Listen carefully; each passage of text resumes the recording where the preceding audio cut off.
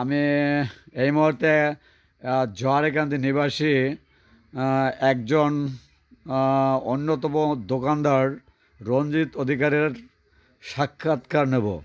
আচ্ছা রঞ্জিত বাবু, আপনার দোকানের কাছে যে আমাদের এই যে ইউএনসি ট্রাস্টের একটি পোস্টার টানানো রয়েছে, এই পোস্টার এসে কোনো কাস্টমার কি পড়ে এবং পড়লে কি তারা মন্তব্য নেয়, আপনি যদি কাইন্ডলি একটু বলতেন।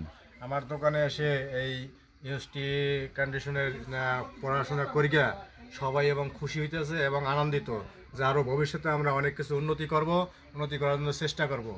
আর এই শশীভূষণ মধুমহাশয়ের আলোতে শতবর্ষ উপলক্ষে সবাইকে গভীর শ্রদ্ধা এবং প্রণাম জানাচ্ছে।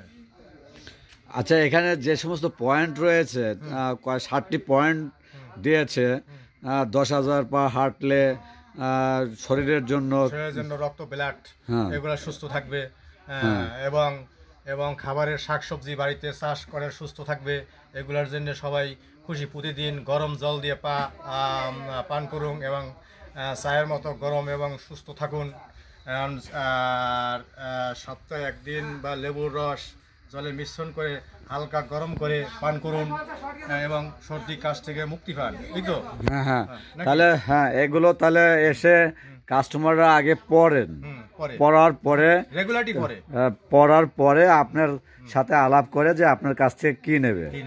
আচ্ছা, তাহলে মোটামুটি বোঝা যাচ্ছে যে এই পোস্টার পড়ে অনেকে সন্তুষ্ট এবং অভিভাবকরা সন্তুষ্ট হন এবং তাদের যারা বাড়িতে ছেলেমেয়েরা রয়েছে তারা তো স্কুলে পড়ালেখা করে, এই ইনফরমেশন তাদের মাধ্যমে চলে যায়।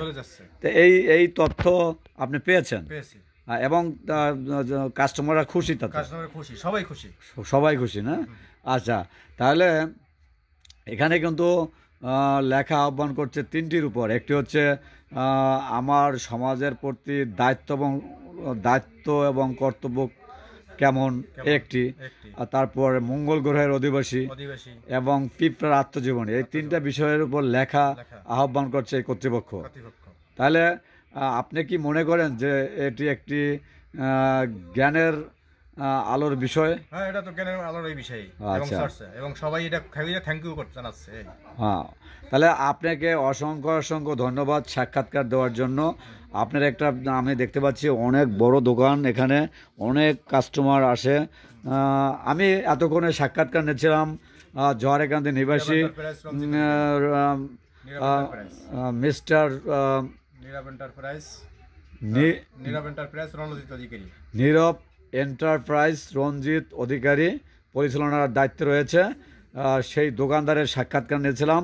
এখানে আমি পোস্টার আপনারা দেখতে পাচ্ছেন যে তার দরজায় সেই পোস্টার এসে কাস্টমাররা কিন্তু পড়ার পরে এইটা সম্পর্কে ভালো মন্তব্য নেয়, তারপর তার সাথে কেনা বেচা হয়। এইটি আমাদের কাছে তথ্য দিলেন সেই একজন বিশিষ্ট ব্যবসায়ী বাবু রঞ্জিত অধিকারী।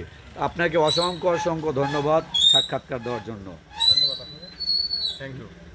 ধন্যবাদ।